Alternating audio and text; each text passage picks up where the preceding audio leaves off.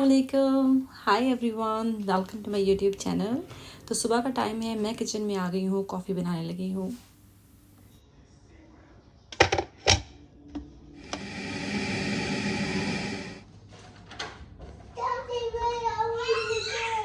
I'm coming back. I'm going to put this in garbage. You put shoes. Okay.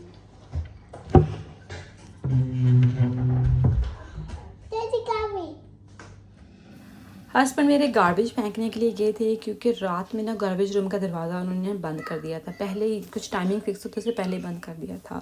आज सुबह ना मैं उठी थी तो थोड़ी थोड़ी ना मुझे सर्दी लग रही। अगर नॉर्मली यहाँ सर्दी होती नहीं है, मुझे लगता है बिल्डिंग का जो सेंट्रल एसी है ना वो उन्होंने बंद नहीं किया, और थोड़ा मौसम भी ठंडा हो रहा है, उसकी वजह से ना रूम और घर हमारा में थोड़ी ठंड आ रही है।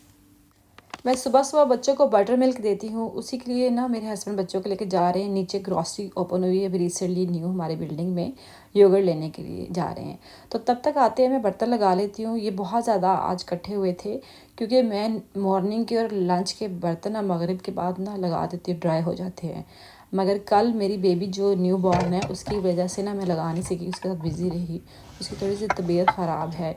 यहाँ पर ना सर्दी नहीं होती एज़ कम्पेयर टू पाकिस्तान, मगर यहाँ पर ये चीज़ होती है कि बिल्डिंग में सेंट्रल एसी होते हैं तो वो बंद नहीं होते, स्कूल में एसी होते हैं बंद नहीं होते, तो अंदर बाहर गर्म सर्द होने की वजह से ना बच्चों की तबीयत वगैरह ना ख़राब रहती है, और आपको भी खुद को भी मुझे भी ना ठंड ठंड सी महसूस होती रहती है, कभी कमर में दर्द होती रहती है क्योंकि घर में तो मौसम जो होता है ना वो एक जैसा ही होता है।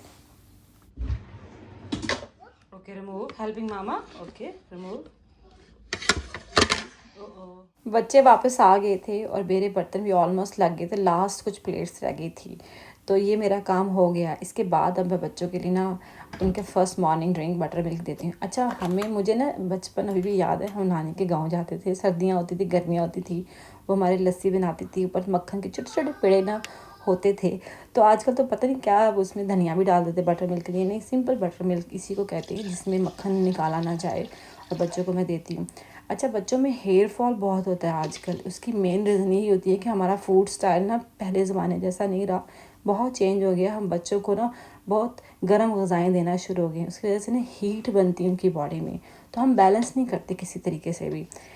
और उसका अल्टरनेटिव ये ढूंढ लिया है कि हम बहुत सारे ऑयल मिक्स करके बच्चों के ऊपर एक्सपेरिमेंट करते हैं, कि जो बिल्कुल नहीं करना चाहिए। जब भी बच्चों में हेयर फॉल हो, मेरी बेटी का हुआ था, तो हमेशा उनको बटर मिल्क और कैरेट बहुत ज़बरदस्त होती है हेयर फॉल के लिए, वो दें तो उससे बच्चों के ये मसला ना हल हो जाता है।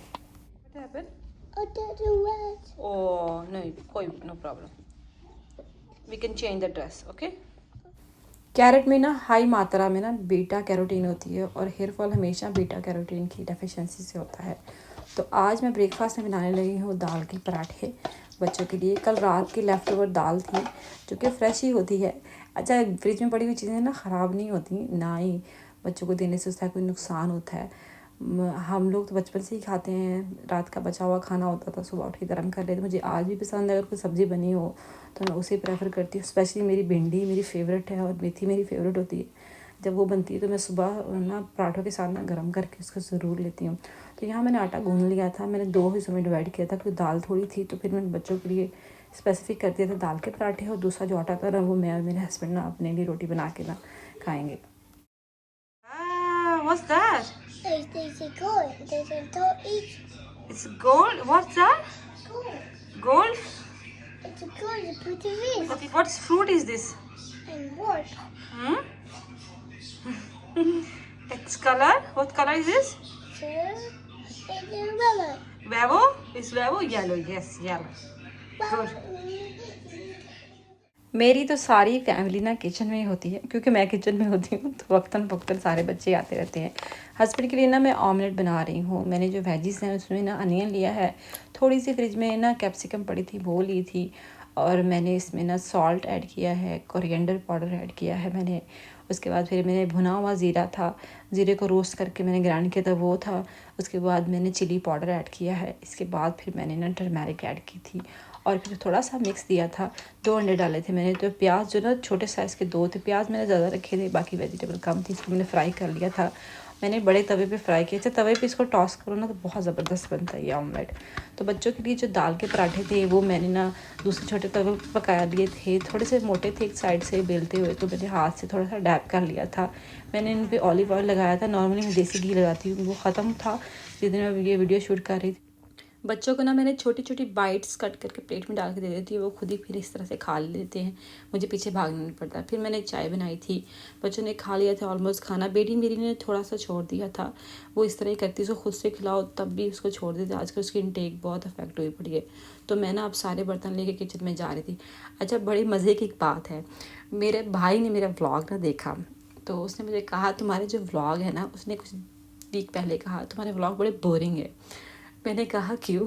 कहता है तुम्हारे ब्लॉग में कुछ भी नहीं होता कि ऐसा खाना बनाया जिसमें सबने उंगलियां चाट ली, और ऐसा लंच बॉक्स बनाया जो बच्चे जो है ना खा के ना कि धमाकेदार कोई चीज़ नहीं होती कि जिसकी वजह से ना लोग आए। ऐसे लगी रहोगी तो 2 साल और लगी रहोगी तुम्हारा चैनल ना मोनेटाइज नहीं होगा। अच्छा मैंने इससे कहा, अच्छा उसने वर्ड जो यूज़ किया बड़ा स्पेसिफिक था कि ग्लैमर नहीं है तुम्हारा ब्लॉग में। ग्लैमर कहाँ होती है हमारी हाउसवाइफ की लाइफ? क्या होती है ग्लैमर? हमारी लाइफ तो सेक्रीफाइस से भरी होती है, ग्लैमर से भरी हुई तो नहीं होती। तो फिर मैंने सोचा कैसे दिखा सकते हैं आप वो चीज़ जो होती ही नहीं है आपकी लाइफ में। हमारी लाइफ में एक माँ सुबह से उठती है, सारी फैमिली के लिए खाना बनाती है, लंच बॉक्स बनाती है, भाग दौड़ में लगी रहती है, घर के काम करती है, सफाई करती है, बर्तन धोती है, तीनों बच्चों को संभालती है, हस्बैंड को खाना पका के देती है। तो ये ग्लैमर नहीं होता, ये तो सेक्रीफाइस फुल होता है, अपनी नींद को कंप्रोमाइज़ करके सारे काम करना।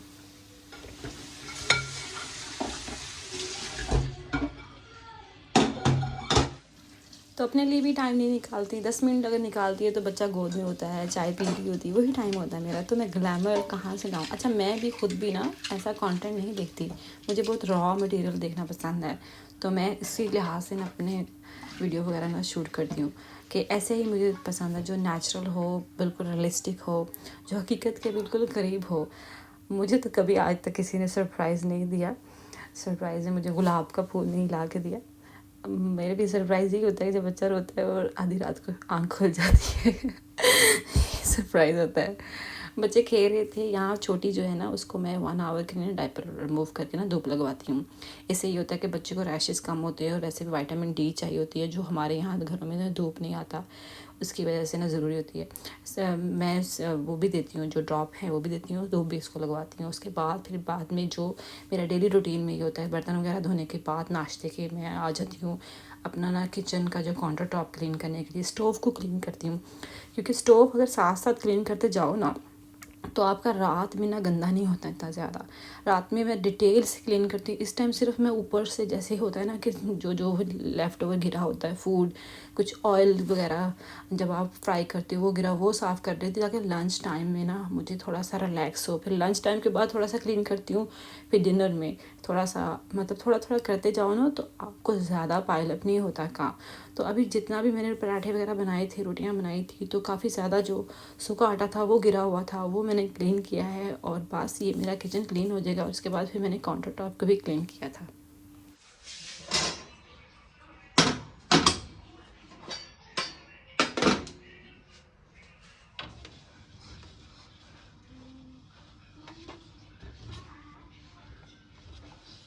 तो ये डेली रूटीन के काम होते हैं।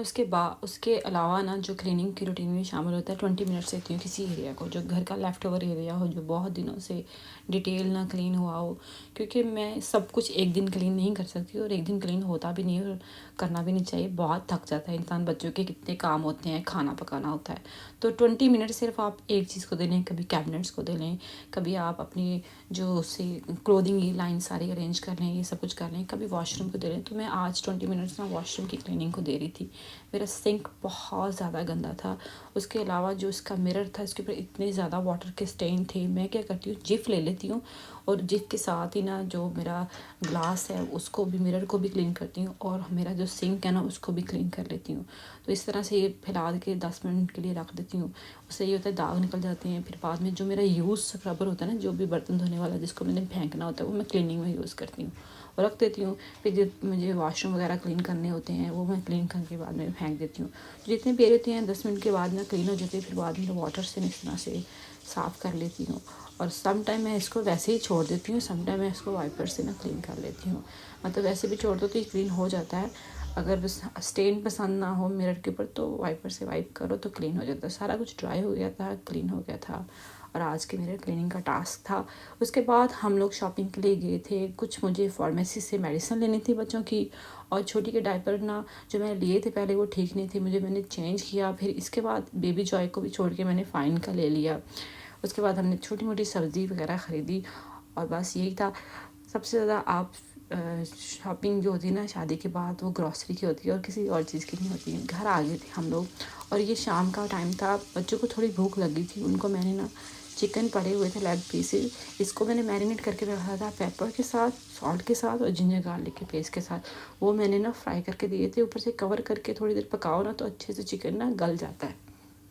मैं थोड़ी बहुत मैरिनेशन ना इस तरह से करके रखती हूँ, क्योंकि बच्चे जो है ना, चाहे आप बाहर लेके जाओ कुछ खा के भी आए ना तो उनको एकदम से भूख लग जाए ना, तो फटाफट बनाने के लिए कोई चीज़ ना रेडी होनी चाहिए।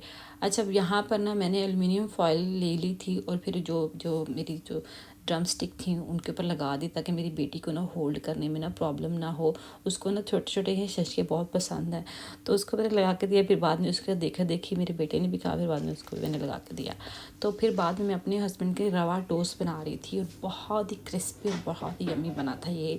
चलिए फिर स्टार्ट करते हैं। सबसे पहले जो मैंने वेजिटेबल जिसमें पेपर यूज़ की थी, रेड और येलो थी, इनको मैंने हाफ़ करके ना चॉप कर लिया था। इनको चॉप करने के साथ में मैंने अनियन का यूज़ किया था और इन सब वेजिटेबल्स को ना, अनियन मैंने छोटे साइज़ का लिया था और मैं सिर्फ ना 4 टोस्ट बना रही थी। उसी लिहाज से मुझे जो रवा लिया था, ये मैंने ऑलमोस्ट, ये जो मेरे पास जो मेजरिंग कप है इसको मैंने सिर्फ 2 लिया था और इसके अंदर ना मैंने योगर्ट ऐड किया है।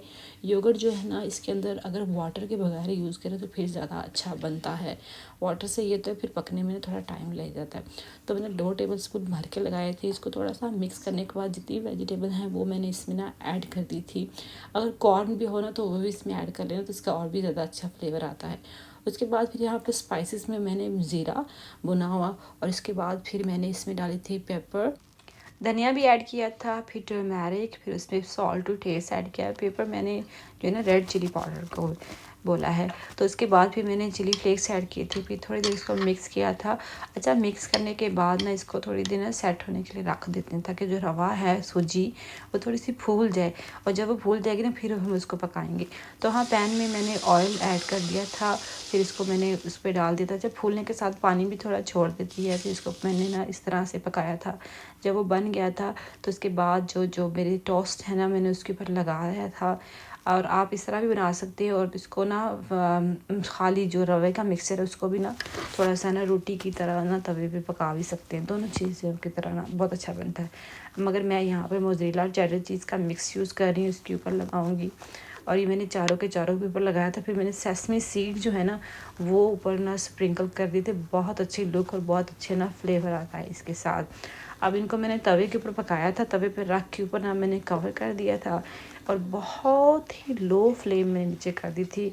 उससे ना ये बहुत ही अच्छे तरीके से ना चीज़ मेल्ट हो जाता है और इसका ना बहुत ही क्रिस्पी सा बनता है। इसका जो जो टोस्ट है, अभी मैं आपको दिखाती हूँ कि कितना क्रिस्पी बना था।